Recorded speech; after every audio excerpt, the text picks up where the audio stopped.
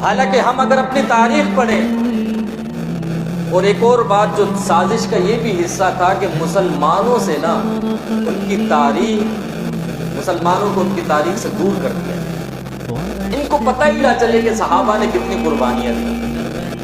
یہ اسلام آج جو ہمیں ایسے لگتا ہے نا کہ ہمیں یہ پلیٹ میں رکھ کر دیا گیا، یہ اسلام پلیٹ میں رکھ دیا، بول دیا گیا یہ لو، ایسے لگتا ہے نا، ہمیں ایسے محسوس ہوتا ہے، ایسا نہیں تھا۔ اس اسلام کو ہم تک پہنچانے کے لیے صحابہ نے اپنی جانوں کی قربانیاں دی ہیں، اپنے مالوں کی قربانیاں دی ہیں، اپنے وقت کی قربانیاں دی ہیں۔ یہ اسلام ایسے ہی مزے کے ساتھ حلوے کی طرح ہمیں نہیں مل گیا، اور مسلمانوں کو ان کے اسلاف کی قربانیوں سے، صحابہ کی قربانیوں سے دور کر دیا گیا کہ ان کو پتہ ہی نہ چلے کہ اسلام کیسے ملا ہے ہمیں۔ آج یہ لڑکے بیٹھے ہیں نا، کتنے سارے یہاں پر ہم موجود ہیں، عشرہ مبشرہ کے نام ہمیں یاد ہے،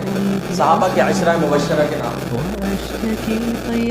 ہمیں یاد ہے کہ جنگ بدر میں کتنے صحابہ نے شرکت کی، صحابہ نے شرکت کی، کون کیسے شہید ہوا، کس نے کیسے اپنی قربانی دی۔ ہمیں یاد ہے کہ جنگ خندق میں کس طرح صحابہ نے قربانی دی، اور صحابہ تو دور کی بات، ہمیں یاد ہے کہ اللہ کے نبی علیہ السلام نے کیسے کیسے قربانیاں دی، ہمیں تو وہ بھی پتہ نہیں ہے۔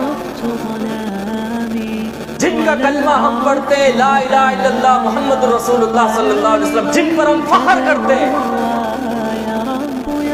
ان کے نام کے علاوہ اور ہمیں کیا یاد ہے؟ ہم سے اگر پوچھ لیا جائے نا بالی ووڈ کی فلموں کے نام بتاؤ، تو ہمارے لڑکے بتا دیں گے فلاں ہیرو فلاں ہیرو فلاں ہیرو فلاں ہیرو۔